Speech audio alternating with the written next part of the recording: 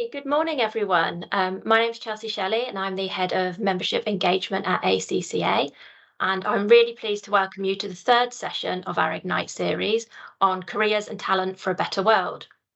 Now, the aim of these sessions is to explore the key issues impacting the profession and give you the opportunity to learn from experts as well as connect with the ACCA member community.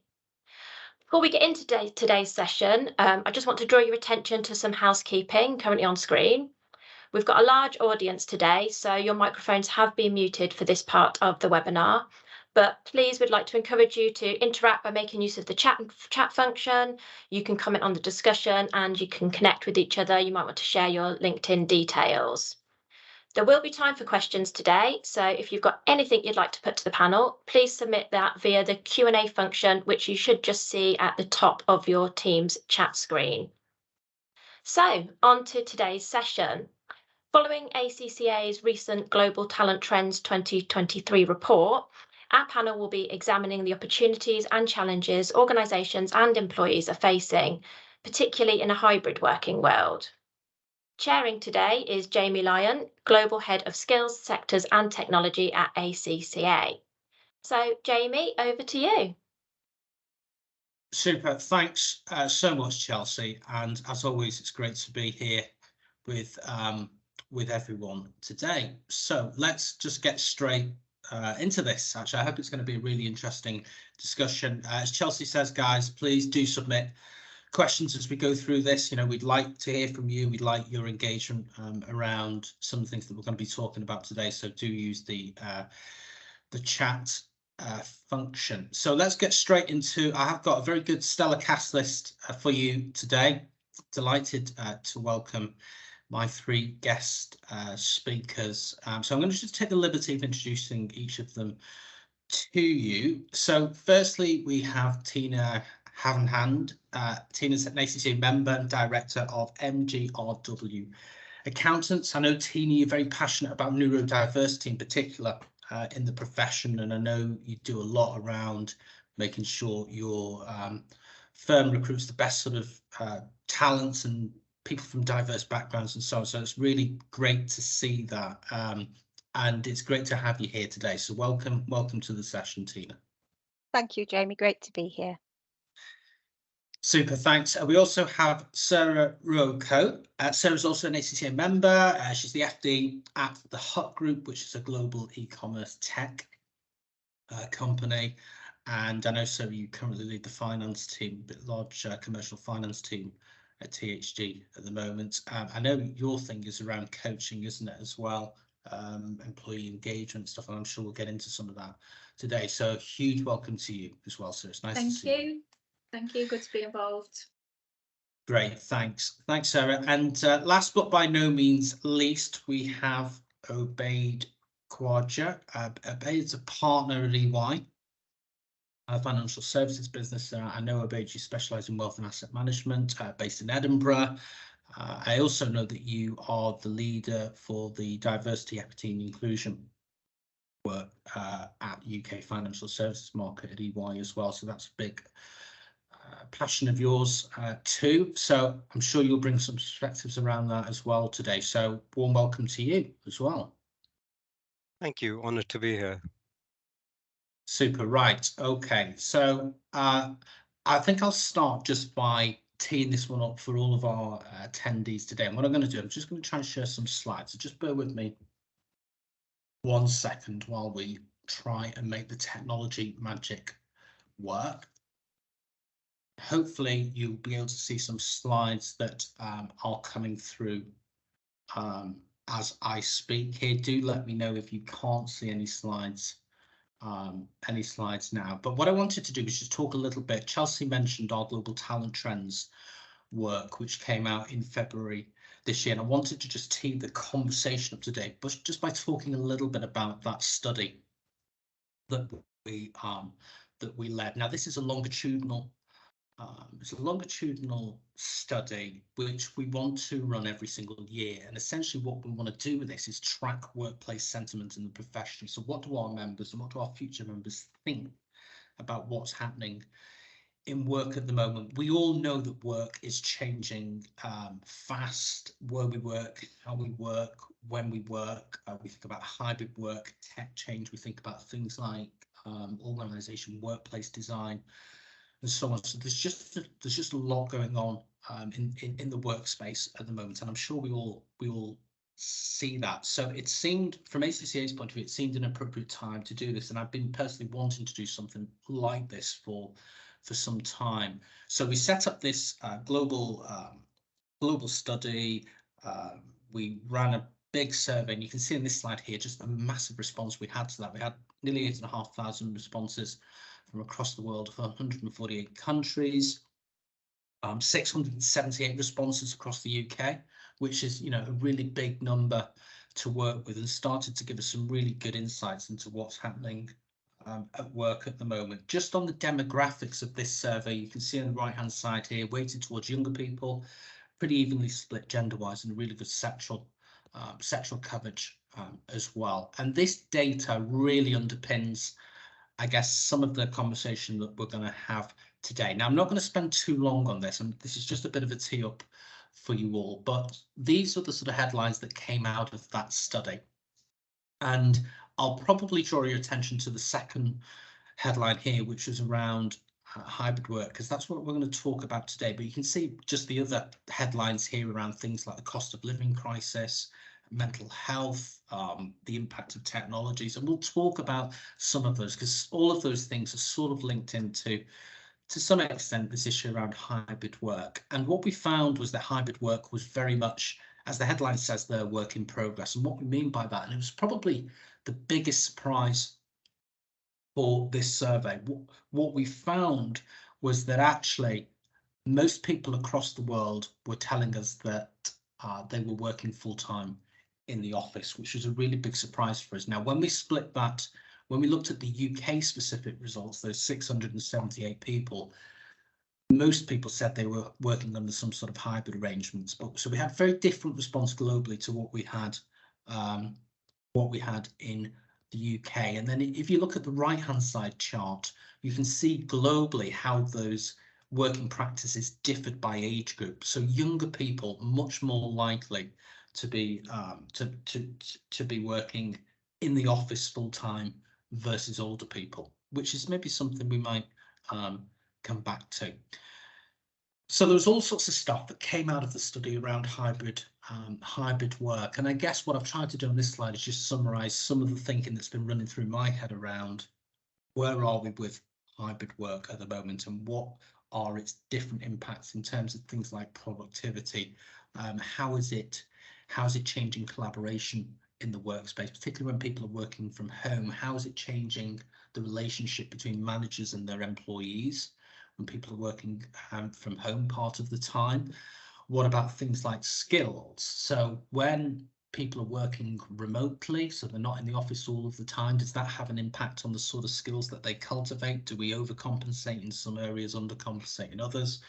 Big questions around things like culture with remote working, learning, well-being in the workplace, and so on. So basically, there's just lots of implications around how we are working at the moment. And to be perfectly honest, the organisations we talked to as part of this study, we ran about 20 roundtables around the world. We ran one in the UK, but we then had like different geolocations around the world. There was a real sense that organisations are trying to feel their way through all of this at the moment. So that's really the genesis for the discussion today, to really tease out what's happening in the UK, what's happening in the workplace around hybrid work, and what are the different implications and ramifications from all of that. Now, before I just go over to my lovely panelists, I did have a poll question, and we'd really like you just to take part in this, just to give us a sense of how you are personally working at the moment. So are you in the office full time?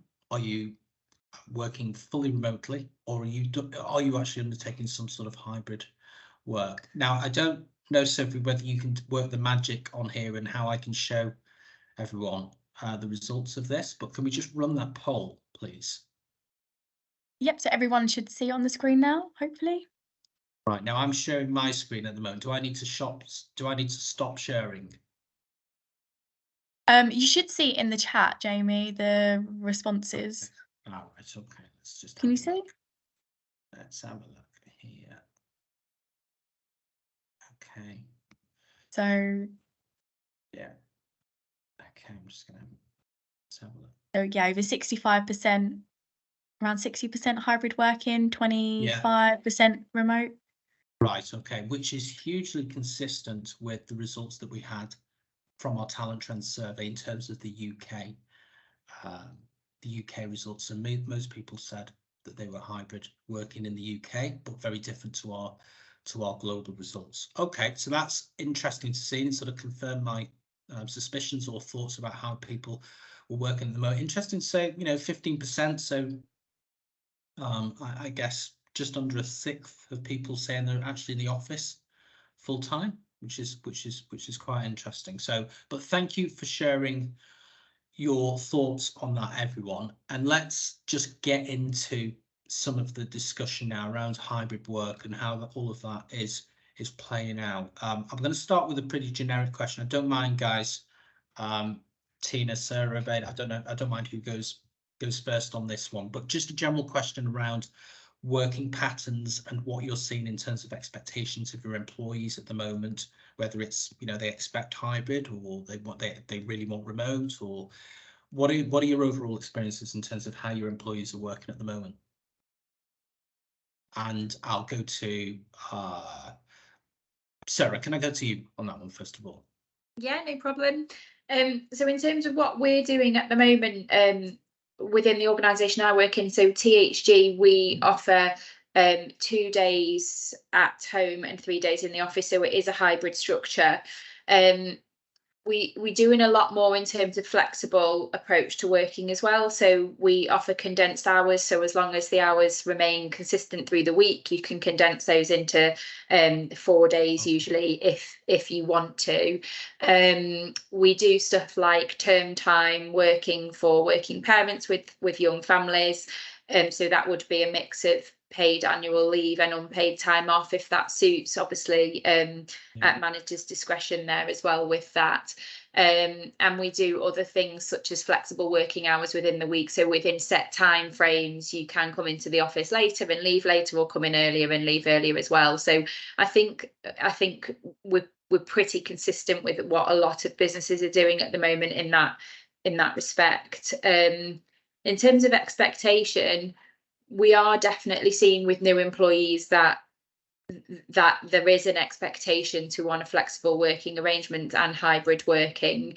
We don't force it on anybody. So if people want to work in the office full time, then that's absolutely fine as well. But we're not just seeing those expectations with new employees.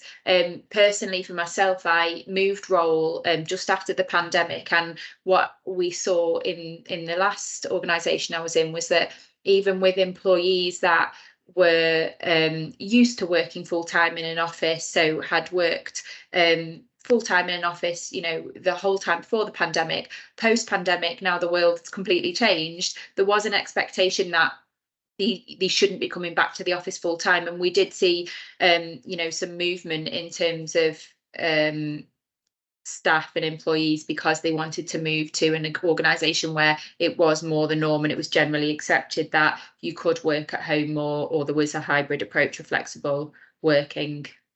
Yeah. Okay. Super. Thanks for kicking us off, Sarah. And it's interesting to hear how you guys are approaching that at the moment. Tina, I'm going to come straight to you if I can as well. What's happening? What's happening? So our working pattern is very similar to Sarah's. So 3 days in the office, 2 days at home, but that's not a rigid working pattern. There's flexibility around that. We're not checking up on people to make sure that they have come in 2 days a week. Interestingly, what we've seen is nearly 90% of our workforce now are working 4 days in the office. There seems to be a demand for returning back to the office.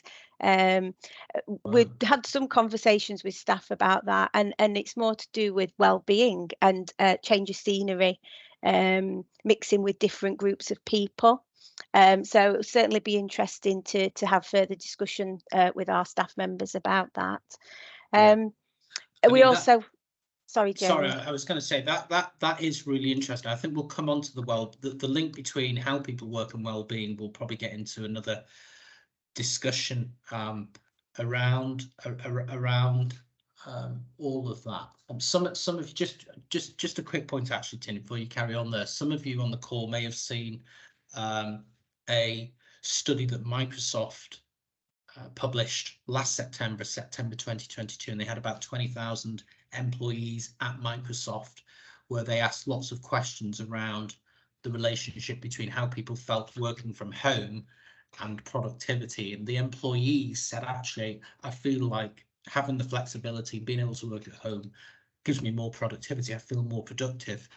Overwhelmingly, that's what the employees said. But actually, the managers said, not sure about this. I'm not sure my employees are being more productive. And then they've got lots of indicators to actually track whether or not their employees were actually being more productive. And it showed that actually they were being more productive, you know, just simple metrics that they had around things like conversations and emails and things like that. So it was interesting. So there was a slight suspicion from management around how productive people were being working from home or under sort of, you know, some sort of hybrid arrangements. And then also you've had things like, I guess some companies have gone on record to actually call people back into the office as well. And we've seen a bit of that from the likes of, I think, Starbucks and Disney and Amazon and stuff, actually bringing people back in full time. So that's sort of a bit more mandated from those organizations. But it's really interesting that you're saying that people sort of wanted that 4 days back, right? Okay, it surprised me actually. Okay. Yeah. So just hold that thought for a second, and we'll tease that out a little bit more in terms of the well-being point of view shortly. And then, Abaid, I'm going to come to you as well. Actually, tell me what's happening at EY. So I think given EY has a mix of varied services and teams operate in different ways, so it's almost quite it's not blanket uniform across the population. So different teams operate in different ways. The audit teams, for example, who generally don't need to work on client side, will work from home. And I see them coming together in the office close to sign-offs or deadlines, you know, the time which is pressured. Everyone needs to be together to get things done. And then on consulting or advisory, I've seen teams are usually on site, client site for majority of the time, but they have anchor days in the office, usually middle of the week. So you'd find the office is very, very busy on a Wednesday, for example. And I think I agree with you, there's definitely an inclination towards come back to the office, both across my own organization and others that I work with. And this is a personal reflection, but I see a lot of the US inbound organizations being more encouraging towards this. But the reality is it ever going to go back to the same 5 days in the office working life? Probably not. Yeah. And what do you think, what in your view is the driver behind why some organizations have sort of wanted people to come back into the office? Is that a productivity thing? Is it what is it? I do think some people do believe in it being more productive being in the office. I personally don't. For me, hybrid works. The other aspect, I think, or consideration many firms have is the location and working space that they are paying for, right? Yeah. And they've been through massive location strategies and work done during or post the pandemic. And obviously, you know, leases are signed up for years. It's not a short-term gig. So clearly they want to make sure that that fits the bill too. Yeah, indeed. Okay, so interesting to get your initial perspectives on what's happening within your organizations. Abaid, before I just move on, can I just ask you about the audit work in particular? Because I think you said that the audit work was generally happening, pretty much taking place all remotely until you get to the final stages of of the audit, and then people were coming back in on site. Was that right, or did I mishear that? No, that's right. But that's obviously, I wouldn't say all audit teams, but yeah, majority I see working like that. Right, okay. So just linking into the technology question, you guys have obviously got the technological capabilities to deliver your audits now all remotely. Oh, yes, absolutely. I don't think we could have survived the pandemic without that. Yeah. And I think it's interesting. It's not just us, but clients have also realized that, you know, the firm is able to, our provider is able to do the audit remotely. So why not? Yeah. Because they obviously had to cater to space for the auditors in their offices in the past, Okay. which a lot of them still do. But obviously now there's an option. Okay. Very interesting. Right. Let's talk a little bit about generational differences, and if you see any generational differences here. What are young people telling you about how they want to work at your organizations at the moment today? Because there are, as I think I alluded to in my slides, there are different implications, right, from remote working versus working in the office. We think about collaboration, we think about how young people learn in the workplace and how they I guess come into the profession, those sorts of things. So any observations? Are you seeing any differences in terms of the generations, first of all, and are you seeing anything in terms of the link between how you work and what that means in terms of attraction proposition for younger people? So again, I'll just open that up. I don't know who wants to have a go at that one first. Can I share my views first? This is something I've been quite closely looking at in the office. I'm not sure if the differences in expectations are generational. Again, that's my view. The analysis and data might say something different. I think we are all just different human beings at the end of the day and have different lifestyle choices and are in different situations of life. Some young, budding new joiners sharing an apartment with 4 other people might prefer to come into the office, so they have their dedicated space to work, whereas other young, budding new joiners moved to the outskirts of the city during the pandemic for more space and better value for money on accommodation. And they still prefer to work from home and not to spend time on the commute. Yeah. Then again, I think people with families will still like to work around their childcare routines and managing work-life balance.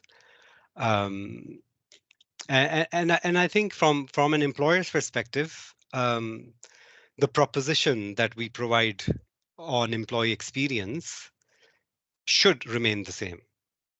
It is more about how it is delivered, right?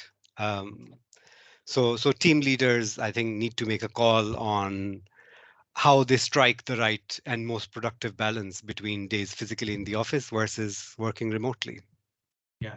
Do you as a I guess this might be your personal reflection rather than EY's particular reflection or firm viewpoint, but what are your thoughts on what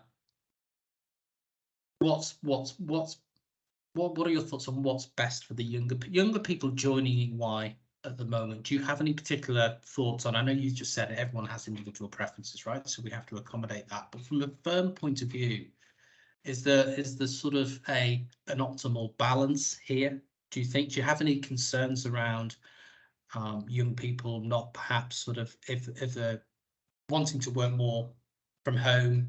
Are there any concerns around how people get imbued into your culture at EY, or how they get the appropriate skills and training? Are there any reflections or concerns around that? I mean, personally, I think nothing can beat being in the office and having that personal interaction, right? That goes a long way. And I think it kind of sets the scene for how that relationship will go online. Yeah. And how productively it can work online once you've met and actually connected in the office, whether it's clients or colleagues, etc. So I think young people do need that because they're obviously less experienced than the senior people. And that connection is important to establish earlier in their careers. Yeah. But I think that the onus should be shared between the employer and the employee, because the employer should be able to give back to the employee experience bit. They should be able to provide that framework to allow that to happen in a hybrid model. Yeah, sure. Thanks, Suraj. Tina, I'm going to come to you actually. Just any reflections you have. Are you seeing any? What are younger people in your organisation telling you in terms of how they want to work? I agree with Ubaid. It's certainly not generational in our office environment. It depends on people's personal circumstances. I think that the younger generation, they expect that flexibility. They want that flexibility, but actually, even though they have it, they do spend more time in the office than working from home. Yeah. Sorry. No, go on, Tina. Carry on. I think, as Ubaid said, it's about understanding, especially for new starters, understanding the culture, getting to know the people, and once those connections have been made, people can then work from home more effectively. But certainly, and I go back to well-being as well, particularly with the younger generation, having that social interaction within a work environment is extremely important, I think. Yeah, absolutely. We just had a really good question from Sharon in the chat, actually. Sharon, thanks so much for the question here, which is around speed of progression of trainees and has that changed since COVID? And I think what Sharon is referring to there is the impact of working remotely and what that has for young people in terms of how they frankly learn the trade, right? How they come into the profession, how they build their skills, build their capabilities, if they're working in practice, client interaction, and just how you become sort of imbued within the culture of the organization, how you learn almost by osmosis from other people when you're in the same workplace. So any reflections on the impact that we saw from COVID, and has that had any impact on, you think, on how young people are learning at the moment, speed of progression? I think it must be very difficult as a young person coming into the profession, striking the right balance between office-based and working from home. I think being in the office, you pick up on the social cues, you pick up on, and managers pick up on perhaps if a certain individual might be struggling with something. If they're working from home, you don't have that connection. Somebody could be struggling with a particular piece of work, but having nobody around to see that and pick up on those social cues and step in can make things very difficult for that young person. And them having to put their hand up and say, I don't know what I'm doing, or I need some extra support. Being in the office is certainly better in terms of development and skill building, and also those connections and development with clients as well, learning how to interact with clients and the different nuances and the different styles of language that you would have with your peers and that you would have with your clients, for example. Okay, super. Thanks, Tina. Sarah, just what are your reflections here on younger people in particular? I mean, how people work, is that impacting your attraction proposition at the moment? What are you seeing? Do you agree with Ubaid and Tina that actually this isn't a generational thing? Different people want different things.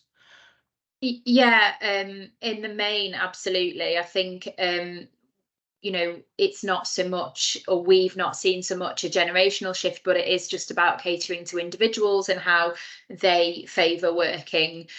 Just touching on the question in the chat in terms of progression and younger people coming into the organisation, here we do actually have a policy, and we've got a really, really good grad and apprentice scheme, and anybody coming into the business, whether it be in finance, marketing, sales, whatever department, the stipulation is that they spend 6 months full time in the office to build those relationships, to network with people, to make sure that they've really got a good kind of foot in the door. But then we as leaders have to make sure we support that by also being in the office. So it really is about making sure the balance is right and making sure We try and ensure that amongst teams there's an even balance, so we avoid every Monday or Friday out of the office as an example, and we make sure either teams have an approach whereby everybody's in on the same day of the week, or teams are split into sub teams and they share, and so we try and smooth that out. But yeah, in terms of generational shift, I don't think, the only way I'd slightly disagree with Tina and Obaid is that I think that there's a general perception that younger people do want to be in the office more, and as Obaid touched on, you know, perhaps their living conditions are different, perhaps they've been in student accommodation or sharing houses with friends or other students. We're not actually seeing a full shift of younger people coming into the office, but that may be because the vast majority of the workforce here, particularly the nutrition and beauty divisions, are younger, and we've got a lot of grads, we have a lot of apprentices, so perhaps it's just that we've got a larger population of younger people, so we're seeing more of a mix. I do think sometimes slightly older employees do feel the benefit more of working at home. Perhaps they've got younger families, or longer commutes, and maybe even that they're so used to having to come into the office every day because that's how they've spent most of their working lives. They do value that experience more at home. But I don't think we're seeing a generational shift as much as what perhaps people would have expected. Yeah, indeed. Can I just ask you about workforce planning? Because I think, correct me if I'm wrong here, but I think what I heard was that you said for new employees, we asked them to come in for 6 months. Is that every day? Every day, yeah, and that is more specifically aimed at graduates and apprentices. So employees where we acknowledge that they're perhaps new to this type of working environment. So for more senior positions, or for management accountants and above, where they've already perhaps got their qualification or part qual, we wouldn't expect that, but then there is an expectation that they would already have a solid understanding of the role that they were coming into, so we do allow the 3-2 mix.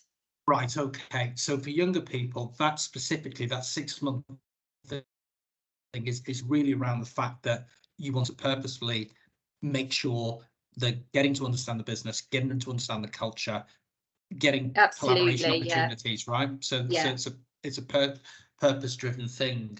And a related question to that was just in terms of your workforce planning, because I think what you said was that for normal employees who are sort of doing 3 days in, 2 days out, or whatever it is, you try and arrange for people to be in around the same days, and also presumably the type of work that people might do when they come in versus being at home might be a little bit different as well. Is that right, or not?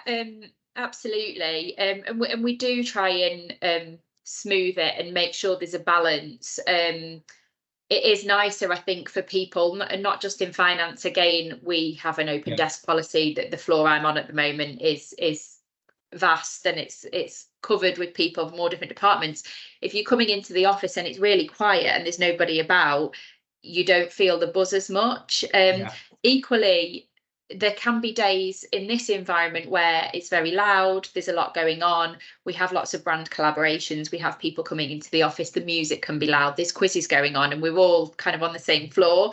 Sometimes actually that's not very it doesn't make for the most productive environment. So equally, while some people might want to be here for those things, other people who really want to get their head down and they've got a really pressing piece of work, or they've got a deadline to meet, will actually avoid the office on those days. So it's just finding the right balance. I think definitely that can take up more of management time, just making sure that that's planned for appropriately, or, you know, if the line manager's in and they come in, no one in the team's there, I think that's a bit like, oh, no one's here. So it's just making sure you find the right balance, and yeah, we plan accordingly for those situations. Okay, so there's a bit more, I guess, not pressure on the employee, but you've got to think a bit more systematically about how you teams work and how you organize work and those sorts of things, right? Just to get the benefits out of people being prepared to commute in and all of those sort of things. That's brilliant, Sarah. Thank you for that. It's very, very insightful. We've had a question from Dave, or really more of a comment from Dave in the audience, around understanding that young people find it more difficult to engage, perhaps sometimes, but that can be overcome by calm management approach, and also this thing linking it into the strategy and thinking longer term rather than shorter term, so focusing on the long term. And I guess that links into imbuing them into the right culture and those sorts of things. I did want to pick up specifically the mental health stuff. There's no doubt through our survey, and I hope everyone takes the opportunity just to have a look at the report that we wrote, but the mental health indicators were quite challenging in terms of the survey results. So clearly there is a mental health challenge across the accountancy profession globally at the moment. The data is so clear on that, and that's probably what I'd say there is, that it's not that different to any other profession. We think about the medical profession, we think about lawyers, we think about accountants. You know, people are generally feeling stress in the workplace at the moment, but there was a real perception that this profession is associated with, unfortunately, long working hours, stress at work as well. So there are some challenges there that we need to work through. And I wanted to pick up the relationship, or any thoughts you have, between how people are working in terms of hybrid working or remote working and stress in the workplace and mental health. So, for example, does hybrid work, does coming into the office, from your perspectives, help with people's well-being and mental health? Is really where I want to get to. I don't know who want to take. Tina, do you want to have a stab at that one first? Because I know this is something you're very passionate about. Yes. It depends on the individual, I would say. I think from an employer perspective, people being in the office, it's much easier to pick up on those social cues if somebody is struggling, if somebody needs to talk. You know, if there's a problem going on at home, you can grab people for a quick chat, or their peers can, you know, take them out for a walk, etc. So it makes that much more transparent. If people are away at home, it's harder to recognise when somebody might be struggling. In our office, we run things like we have walking groups at lunchtime, Pilates before work, and I think doing those sort of extra curricular things, if you like, helps to bring people together. But it also provides opportunities for people to talk outside of the work environment. And again, that would not be something that you would get at home. But just touching on inclusivity, I mean, it's a really sort of interesting topic, and probably could talk about it all day. Just thinking about the opportunities that it extends to people. And I'll give an example. You know, I have a neurodiverse family who suffer from sensory issues, sensitivity to light, social anxiety. Being in an office environment, particularly, you know, an open office, could be extremely difficult for somebody. And being able to work from home takes all of that anxiety and pressure away. And in doing so, you're attracting new talent into the business, people who wouldn't necessarily want to work in an office environment. So I think there's many strands and many answers and discussions to that particular question, but they're just some of the things that I would highlight. Okay, thanks. That's it. Let's come back to the inclusivity question in a second. Just more, Abena, I'm going to come to you actually. Just what are your reflections on the mental health challenge that we have in the workplace at the moment? Do you see that with EY? Presumably EY are very conscious and have got lots of interventions in to support people as well. Interestingly enough, the data in the survey suggested that younger people were struggling a bit more than older people as well. And that's actually, you know, if you look at a lot of other external indicators in the marketplace, I think McKinsey Health Institute came out with something quite recently about generational differences in terms of the mental health, you know, some of the mental health issues. And there are all sorts of theories about, you know, are we more willing to talk about it now? So, you know, why are we seeing some of this uptick? But there's definitely some generational stuff in there as well. But Abaid, what are your thoughts on the relationship between mental health, working patterns, those sorts of things? I think hybrid working has blurred the lines between professional and personal life. And that's where one needs to be cautious. So, and again, I think back to, I agree with Tina that it's really different people in different stages of their lives. You know, somebody like myself with 2 younger kids who would keep me distracted from work, any excuse to go to the office is very welcome. Whereas I think somebody more younger and earlier in their career might want to go to the office for a different reason, because they've been secluded all day long and want to interact with people. And obviously that is important for their mental health. I do think that this hybrid working has opened doors from an inclusivity and diversity perspective. We've seen different talent and skills come our way, which we wouldn't before. So I think it's opened up a whole host of skills and talent, which is very progressive and beneficial for organizations. Does that link into what Tina was saying before in terms of remote working is allowing, for example, people who are less comfortable coming into the office to work to join EY? Is it around the fact that remote working allows you to recruit from, quite frankly, a wider geographic pool, perhaps? Or I mean, what is the driver there? How has these new working patterns helped you specifically in terms of D&I, would you say? I think it's working cross-border. I think that's a very important point, which has worked really well, and it supports the whole ecosystem. I don't think it's just the firm, because if I look at clients, you know, they've offshored some of their work to other locations, which are more cost efficient. And why is that? Because hybrid working and remote working is now the norm. And people trust it, people know it will work well. So it's opportunity.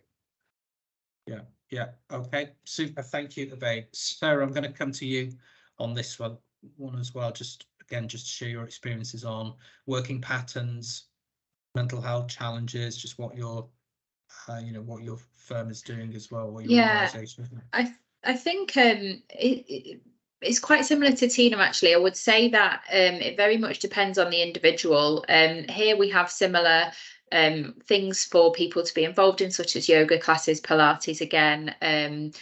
We actually have a hair salon on site. People can take half an hour out and go and get their hair done, which is free of charge. You know, just having that time away from your desk. But in terms of the hybrid situation, again, coming back to individual personal preference, you know, you might have somebody that suffers with low mood or anxiety who actually would prefer on those days to be at home because it's not as chaotic. They can have some quieter time. They can work, you know, by themselves in silo, as opposed to being in an environment where people are constantly asking, "Are you okay? Is there anything I can do? Let's go for a chat." Some people don't respond well to that, whereas others really do. In the last business I worked in, we recruited somebody who specifically said, I moved from my last job because it was remote and I felt completely out of sync. I didn't know what the organization's goals were. I didn't know what I was working towards. I didn't feel like I was part of anything, and were desperate to come back into an office environment. So it really depends on the individual. And I would say, you know, here it's not a forced policy. In fact, we do encourage people to come into the office if that's what they prefer, but still, you know, amenable to offering that flexible working as well. I think for myself, similar to Obaid, although slightly different, I have a young family as well, but for me, they're at school, the children are, and sometimes just being able to see them when they get back, even though I might be in the office still working, for them to come in and say, you know, hi mummy, I had a great day at school, and then to leave me to it, because they know I actually really value that, and that's good for me personally. But obviously there's a balance, you know, there are days, particularly in holiday time, where I don't need them coming into the office every 5 minutes asking me to do something for them. So yeah, it's really individual and on personal preference. Okay, very relatable, Sarah. Very relatable. Yeah, exactly. Well, I think we can all relate to that one. Sharon's asking a very clearly. Sharon's on great form this morning. She's asked another interesting question, which is actually my next question that I had, which was around hybrid work having an impact on how managers learn to manage effectively. So particularly where you've got people at home, have you seen, firstly, have your leaders had to adapt in terms of their leadership style, you know, at the top of the organization, particularly what has it meant in terms of managers and how they are approaching managing people who sometimes work at home? Have you seen any, have your organizations specifically put in any interventions to support managers in the workplace post-COVID in terms of that transition? Any comments or reflections? Sarah, you look like... Yeah, I was just going to say, just looking at the question, I wouldn't say that for me personally, I wouldn't say my leadership style has changed, but of course we have to adapt. And I think for new managers coming into the business, or people who haven't managed teams before, it is harder to strike the right balance. And the key thing for me is developing trust. So the relationship has to be built, especially in a hybrid situation.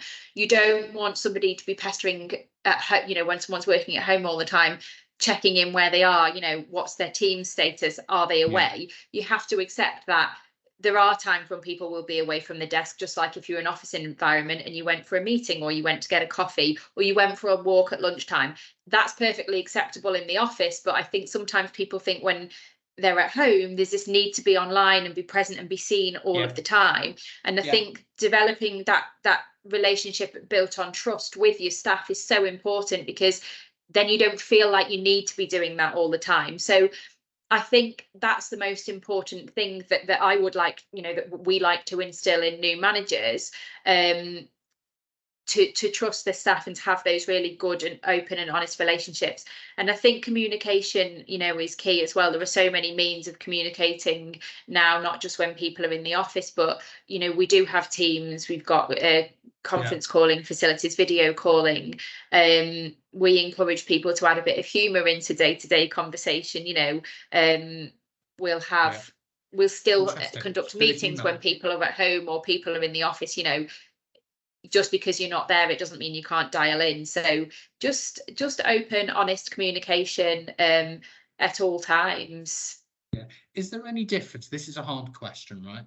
And maybe a bit of an unfair question, but do you think there's any difference in management perception if they are dealing with much more junior staff versus much more experienced staff in terms of trust and those sorts of things? Do you think they have to flex their approach a little bit?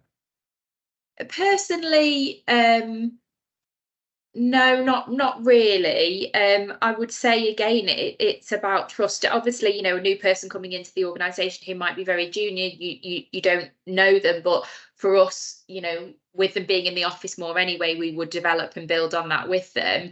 I think it's a lot about attitude as well, and you can really pick up on that quite quickly and easily with people. Obviously, some people do need closer management, and you can pick up on people who perhaps aren't as productive, but others, whether they're junior or more senior, you can pick up on things, engage things quite quickly. And personally, I don't think it matters whether they're at home or whether they're in the office.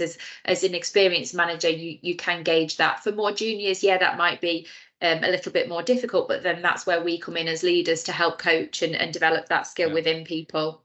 Yeah, super. Thanks, Obaid. Tin, I'm going to ask the same sort of question to you, actually, just in terms of leadership style change, or have your managers needed extra support and what that's looked like in terms of managing people working remotely, or certainly post-COVID?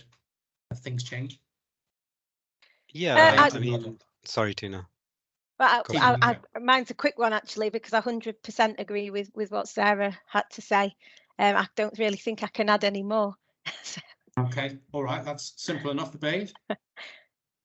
I think all of this has forced people out of their comfort zones and to progress, openness to change, which is never a bad thing. So I'm sure people have had to flex their styles a bit to ensure that they can accommodate hybrid working, particularly people who've been used to working in the office and having, I don't know, reviewing a document together, for example, in hard copy, sitting on a desk together. That's changed, right? You may now use Mural, for example, and instead of a whiteboard, you might be writing on that on Microsoft Teams. So there are things that people have had to adapt to.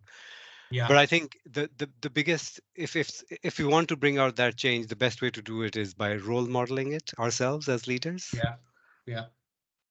And I think that is the support you can give your managers and teams. That's the best support you can give your managers and teams. And if you put specific interventions in place at EY, Obaid, to actually recognise that managing now, in particularly where people are working from home, is perhaps a different requirement, and therefore you've put specific interventions in place to help your managers learn how to do that effectively. Is that right? I would say more formality. Okay. So for example, somebody can, I can go to somebody's desk and have a quick chat about something, whereas now, I might need a 15-minute call in the diary on MS Teams to make sure that I can get that time, kind of thing, right? Yeah. Okay. All right. Super. I'm going to move us on. I'm conscious of time. I did want to just close the sort of session, really, just touching on technology and what's happening in the technology space at the moment. I mean, obviously, certainly over the last few months, we've all become very familiar with sort of generative AI tools and ChatGPT and those sorts of things that are sort of worrying some people, I guess, and making us all reflect about what the impact is going to be on. Just let's ease into this one gently. What are your thoughts on how valuable technology has been in terms of remote working? Do you see any opportunities or challenges with technology at the moment in the profession? Any thoughts? Speed of change? I mean, in the survey data, we definitely saw that a lot of people were worried about the speed of change happening with technology right now. Interestingly enough, and I don't want to harp on about the generational stuff, because I think you've sort of all collectively said, oh, the generational stuff is maybe not as much of an issue as you thought, but younger people tended to indicate, which is sort of counterintuitive, that they were slightly more worried about the pace of change of technology than older respondents in our survey. So any thoughts you have on what's happening with technology now and what you're seeing in the workplace, pace of change, sort of stuff? Any thoughts? I think it's brought the transformation agenda forward. So where I see there are opportunities to overhaul how things are done, make them more efficient, more quicker, more beneficial, allowing time to focus on the more value add stuff. So I see that as a positive. But again, on challenges, and it's interesting you mention AI. My personal view on this is that it's good to talk about AI, and yes, it's going to be a game changer, etc. But when massive parts of the corporate world are still powered by paper and Excel, it's important to ground it in reality You know, just because the technology can do something doesn't mean it immediately will. Yeah, indeed, indeed. I think the other thing you add as well is it's a multifaceted issue, right? So we talk very generally about AI, and certainly at ACCA we're doing a lot more work now around understanding what AI is exactly. All of the and the landscape of AI is absolutely huge, right? So we've got to be careful not to fall into that trap of just talking very loosely about AI as if it's just one thing, right? It's really broad issue. But Okay. Sarah, Tina, any reflections you have on just what's happening with technology, your employees, what the pace of change? Are you seeing that in your workplace at the moment, or you know, Bade was saying it's still, some of it's still, let's be honest, still paper driven, or some of it's still Excel driven, and maybe we're getting ahead of ourselves. Any thoughts? I think for us within this organisation and being a tech business, we like to do a lot of things ourselves. We have an Ingenuity division, which is a platform for, you know, hosting websites. So you would expect that the technology, you know, was accelerating at a massive pace. However, internally, we are still reliant on, there's no paper. I don't even think we've got printers, but Excel, very much Excel based. Of course, we use softwares, but within, you know, here internally, I don't think anyone is panicked over the change of pace. I think going back to Abade's point on AI, I think the only concern personally for me over that is the regulation. So I think technology is moving so fast, and regulation and you know, law enforcement lawmakers are struggling to keep up with that. So there is that as a challenge, but also linked to what Abade said as well. I do think we have to stay grounded and remember what controls us, rather than always being led by the technology. Yeah, indeed. It will remain a profession with sort of human skills, capabilities, endeavours, right? I'm sure. Whatever we see coming out of the AI landscape. Tina, I think a final reflection from you before we wrap up.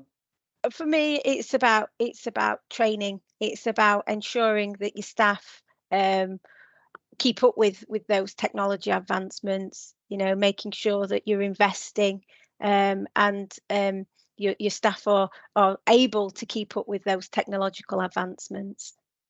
Yeah, okay.